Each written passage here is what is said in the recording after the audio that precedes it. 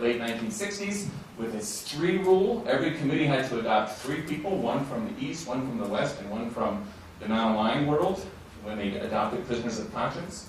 Human Rights Watch had America's Watch, which was anti-American in a way, but it had also Helsinki Watch, which was anti-Soviet. Human rights groups have long talked about the need to remain neutral in geopolitical struggles, and international relations theorists think that that's probably why they're credible and effective. And finally, there's a new group of folks, led by another one of our colleagues, and a young scholar out of Wisconsin, but he's actually a very well-known activist in Colombia, Cesar Garavito Rodriguez, and he says that from his experience, human rights is kind of a counter-hegemonic discourse. It's really a left-wing kind of with the Global Social Forum, with Porto Alegre, against global capital, against American power, against basically all the sources of established power, and it's about people rising up against oppressors of all kinds. Other scholars who've kind of picked up on this is a famous scholar at Harvard called Becky Simmons. She wrote a book a couple of years ago about how international law helps promote human rights. She says international law helps when local activists can use international law to rise up against those who are oppressing them. Okay, so it's this kind of optimistic view of human rights groups as arrayed with the forces of progressive change. So we have NGOs as political imperialists, NGOs as economic imperialists, NGOs as part of the corrupt, sclerotic political establishment, as neutral experts, or as kind of left-wing insurgents. And so our question was, what do people actually think? A survey can't tell us what NGOs actually are, right? That has nothing to do with it. But what we can do is ask which one of these 5 ordinary people actually identify with. So we decided to do what's called a most different case design. That is, we chose cases that are from very different regions of the world, have very different cultural, colonial, historical backgrounds, speak different languages, different religions, and we say to ourselves, if we find anything that's true across such radically different countries, it's not only true in those 4 countries, but there are grounds to suspect that it's probably also true beyond those 4 countries. If something is true in Mexico, and in Nigeria, and in Morocco, and in India, then it's probably not just an isolated phenomenon. Had we done just Latin America, we could have said, oh, it's a Latin American thing. And had we done just Africa, we could have said, oh, that's an African thing. But we self-consciously chose 4 countries from 4 different regions. And they differ on all these different factors. Our sampling was as follows.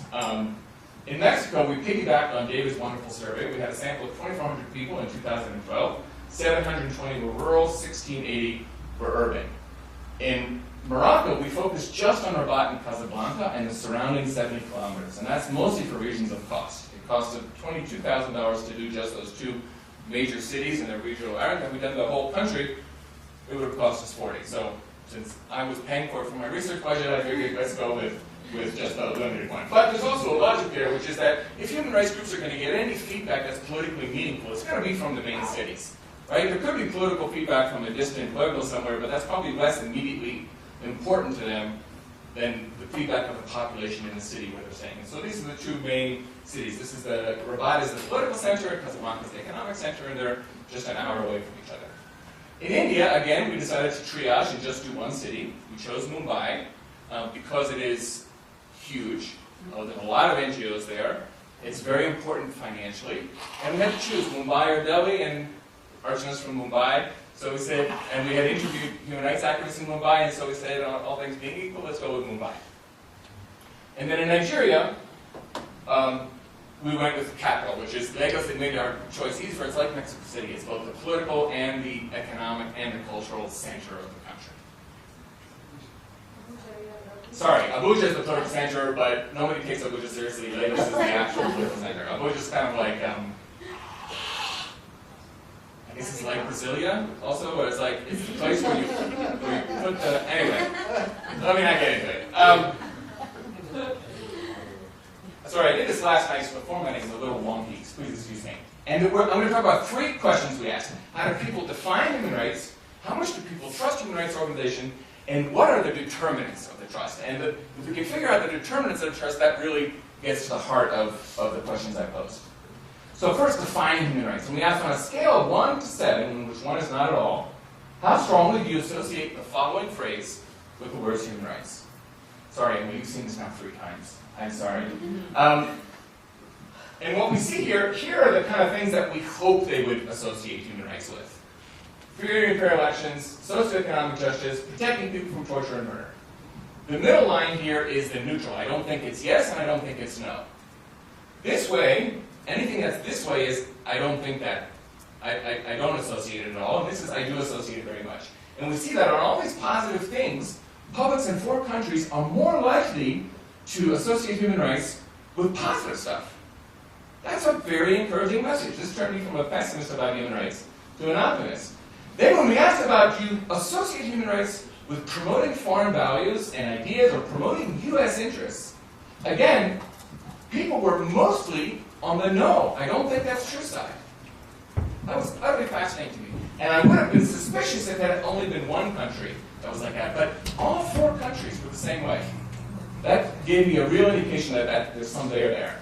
And then finally, we asked a bunch of negative stuff. Do you associate human rights with protecting criminals, protecting terrorists, or basically being useful, not protecting or promoting anyone's interests? And again, the negative stuff is not associated with human rights. People, for the most part, did not associate human rights with all this bad stuff. Now, I really want to run the survey in Israel, where I grew up, because I think it might be quite different, but maybe not. We'll see. So then we asked, well, on a scale of 1 to 4, in one part of Mexico we asked 1 to 7, please tell me how much trust you place in the following institutions, actors, or organizations. And we asked about a bunch, over a dozen. And one of them was, how much do you trust local human rights organizations? And this is what we found. Here you have no trust at all, that's 0. Here you have maximum trust, 1. We scaled it from 0 to 1 instead of 1 to 4. And these 2 lines are the upper and lower bound of average trust for any institution. In general, people don't tend to trust any institution more than 0.62, on average. And on average, they don't tend to mistrust any institution much lower than 0.3. So your kind of actual relevant range of trust is between 0.3 and 0.6. Religious institutions in all 4 countries were the most, or among the most trusted institutions. But human rights were not too far behind. This is quite amazing. Religious institutions that have been around for centuries, if not more, human rights organizations have been around for 20 years. Their average trust clocks in at 0.52, which is towards the upper range of what you could feasibly expect anyone to trust. Did people trust the general population at 0.51? Yes. Quick clarifying question. How did you ask about local human rights organizations? Did you use specific organizations, or did you use that phrase? We used human rights organizations in your country, right? General. In Nigeria, we ran an experiment where we asked about specific groups, and we didn't. I can talk about that in Q&A. U.S. government doesn't do particularly well. It's 0.44. Multinational corporations are 0.43. And politicians are the least liked in their country. Okay? So we have politicians mistrusted, religious institutions trusted, and human rights groups are actually not doing too badly in that range. So now we ended with a big-ass regression. And a regression, for those of you who are not into this, is just a way of taking a bunch of different variables, controlling for a bunch of different things, and saying, what is the unique impact of one particular variable controlling for all this other stuff? So the thing we were trying to explain, what we call the dependent variable, is trust in LHRO scaled from 0 to 1, and it's a continuous variable. We had 4,000 people, and some of them said 0.3, some of them 0.7, right? So you have that distributed over the whole range. Our independent variables of interest are your mistrust in the US government, your mistrust in multinational corporations, and your mistrust in domestic authorities. And your controls are a bunch of anything you could imagine that we asked about. And I can go into that in more detail, but we controlled the hell out of this. We feel confident that we've controlled. So let's look at these independent variables of interest and try and think about our hypotheses in the beginning. If people mistrust the US government, and that is associated with more trust in the US, then that means, and more trust in human rights organizations, That means that people think human rights organizations are counter-hegemonic. They're against the US. If people who are more likely to mistrust multinational corporations are more likely to trust human rights organizations, then they're not buying the argument that human rights organizations are agents of Soros. And if mistrust in domestic authorities is correlated with more trust in human rights groups, they're not buying the argument that human rights groups are part of the corrupt establishment. Okay? That's the test. And we find, much to our surprise, I'm done in 30 seconds, that the counter-hegemonic thesis has across the board and consistent support. People have more trust in human rights organizations the less they trust the US government, the less they trust multinational corporations, and the less they trust their own domestic authorities. People on Grosso Mondo are not buying into the notion that human rights groups are agents of imperialism, agents of capitalism, or part of the corrupt domestic establishment. For the statistically minded, we have here what's called marginal effects, which means that when you hold everything else constant, and then you just very mistrust in the US government and multinationals and domestic authorities, what is the effect on your trust in human rights groups? So here we see is that when you have low respondent mistrust in all those three institutions, you have lower trust in NHROs, and when you have high mistrust in those three institutions, you have higher trust in NHROs. Right? It's the same thing I just said, but in graphical form. And what you see also here by the slopes is that the biggest effect is the mistrust in domestic political authorities. For the most part, people who are pro-human rights organizations in their country are skeptical, suspicious of their own domestic political authorities. But then there's an additional boost that comes from being skeptical about the US government and being skeptical about multinational corporations. So the constituency of human rights groups in these four countries is basically kind of lefty types, right? They're anti-US, anti-capitalism, and they're anti their own government. Interestingly, when we do further statistical tests, we find that the constituency for each one of those is slightly different. So it's not the same people who mistrust the US government, it's not the same people who trust multinational corporations, it's not the same people who trust their own domestic political authorities. These are three overlapping but distinct groups of the population that human rights groups appeal to. And there you have it. Human rights groups, according to Archana, David, Shannon, and Jim, are indeed seen of as counter-hegemonic. You heard it here.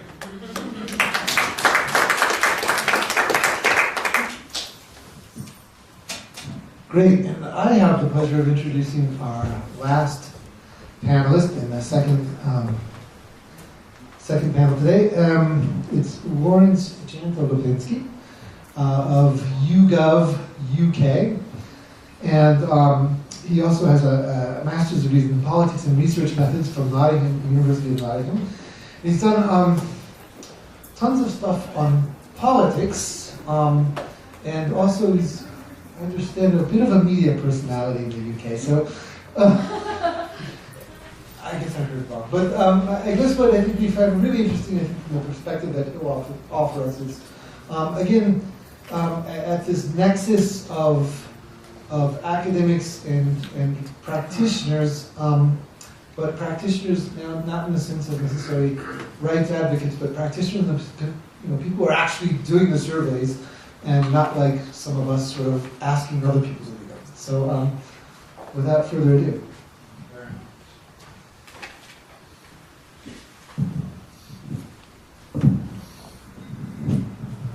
I'm going to use this because I'm really jet-lagged and I want something to hold on to.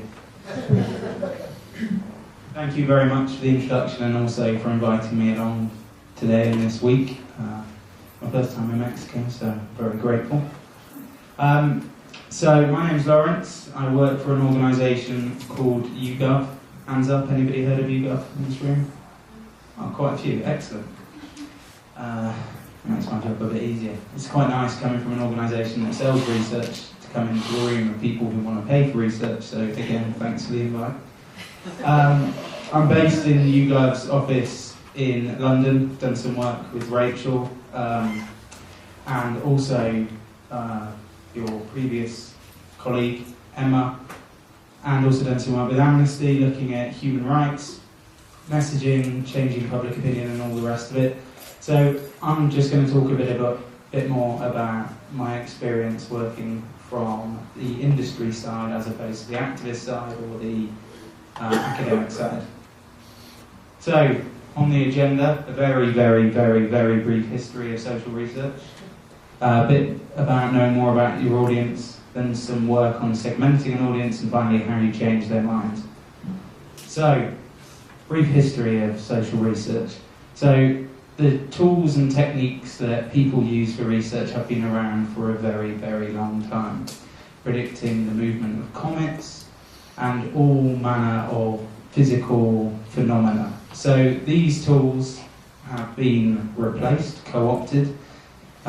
George Gallup, who I'm sure everybody in this room is aware of, went and made a lot of money working for an advertising company, using the tools and understanding that the more that advertisers knew about the people that they were trying to sell products to, the more they could sell, etc., etc., etc.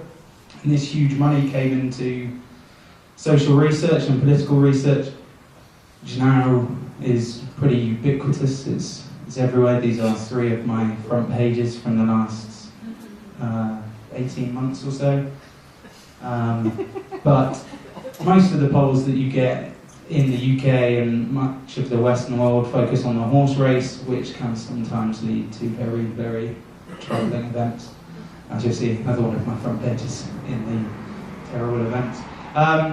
But part of the horse race polling that people focus on, I think actually minimises the impact of what you can do with public opinion research and social research.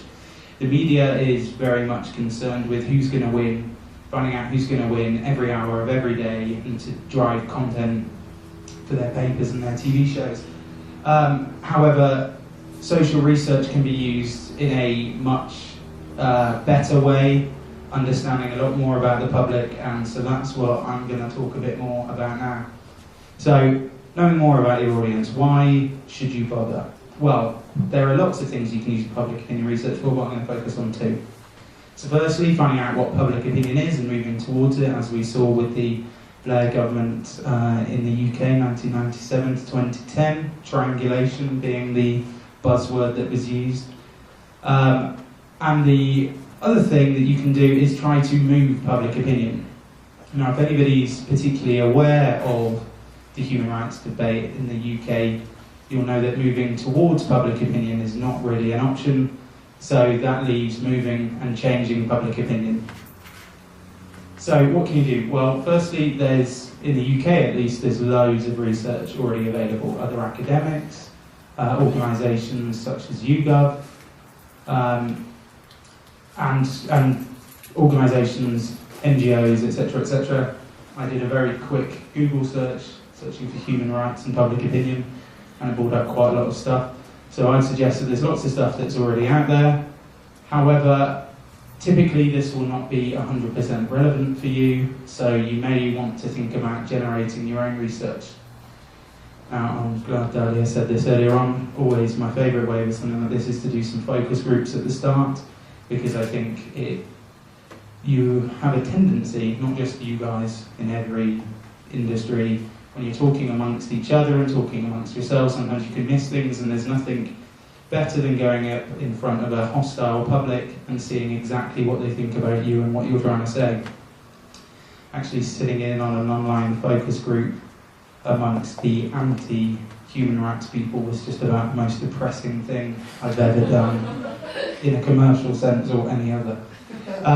But also it was good to flag a couple of things that we perhaps hadn't considered. So we found this huge conflation between the European Union and the non-European Union, European Convention on Human Rights, and this negative attitude towards the European Union was pervading all aspects of human rights, and people were being offended about human rights purely because they thought some Brussels bureaucrat was putting it on Britain. And so we realised then, hold on, how are we going to counter this? How are we going to understand it more?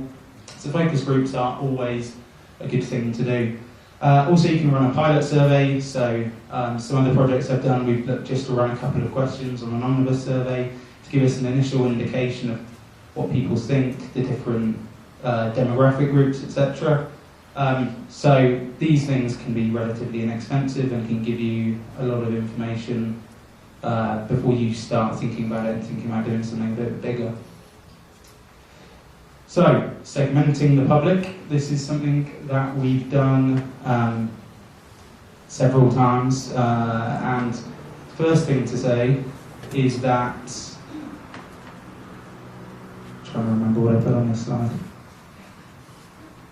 Oh yeah, once you've understood more about the public, you can then start to think about how you actually go about segmenting them.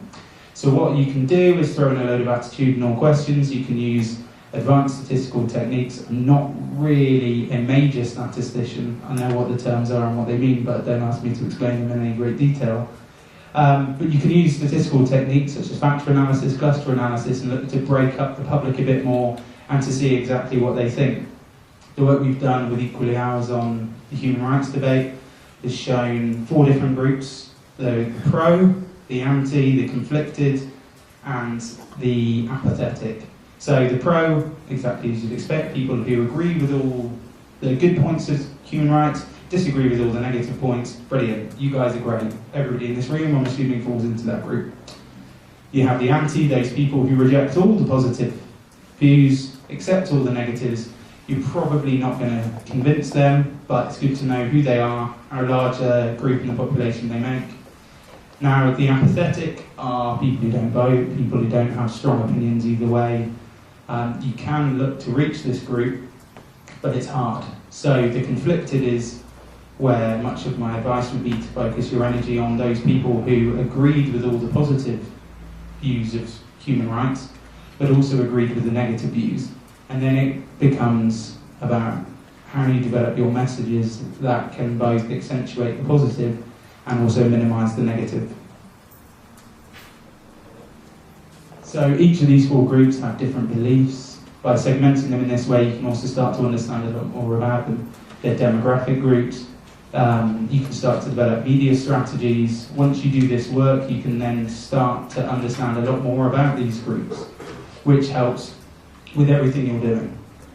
Just a very quick slide, because I realised that I just hadn't put anything that might not be useful to everybody in the room. So this is my very quick profile of the anti-group. Old white men, vote for right-wing parties, read right-wing papers, tend to be more religious in the UK and Christian, and also work in manual jobs. The pro, on the other hand, young atheist women who identify as lesbian, gay, bisexual, transgender, vote for left-wing parties, work in the charity sector, and so this helped with some of the media strategy. They were also much more likely to listen to Radio 4, and particularly the Today programme, which is a show on the morning in the UK. Also much more likely to use Facebook and Twitter, so you can start to develop a strategy for going and reaching these people. And then once you've done this work segmenting the public, you can then come back to it time and time again, and you can develop an algorithm. I say you, not me. People can develop an algorithm to then, which automatically segments people and puts them into the right group, so you can track changes over time and check on the composition of each. So, how do you change their mind? So this, I'm just going to rattle through this because I'm not sure how much time I've got. Okay, I'll rattle through it.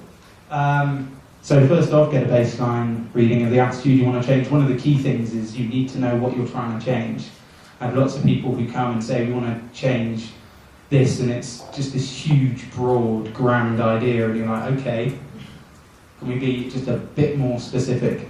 So try to work out exactly what it is that you want to change and focus on that. So get a base level reading of that, then provide response with the messages. Now there's loads of ways to do this. You can ask people to say how persuasive they find something.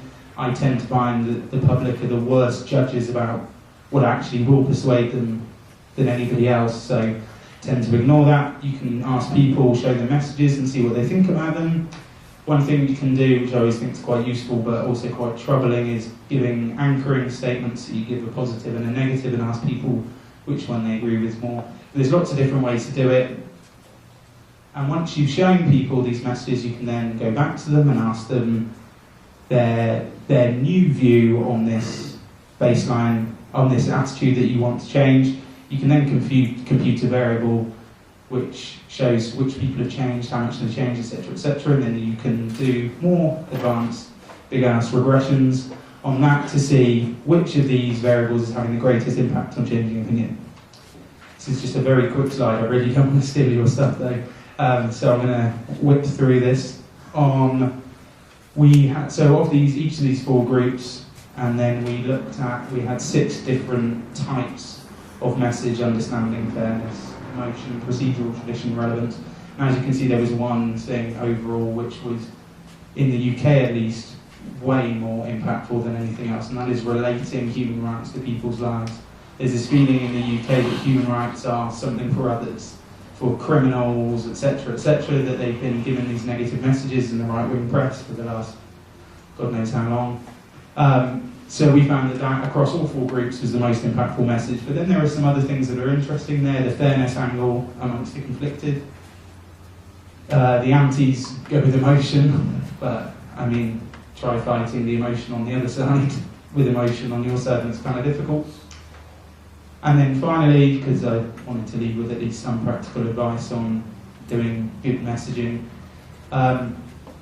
is remember that the public know less, and more often than not a lot less than you. So don't use the terms that you would use in the office. Use terms that you would see in the tabloid press. Whenever I'm writing a survey question, I think, would every single word in this question feature in a tabloid newspaper? If not, get rid of it, choose something else. Keep them short and sharp. I always say a tweet's length is good, because then I know I won't get something back that's more than 500 characters. But if I don't give a limit of 140, what I'm going to get back is going to be paragraphs. So try and keep them short and sharp. Like I said earlier on, know which attitude you want to change. And finally, test it. Test it amongst people who are not like you and don't think like you, because it's always useful to get a second opinion.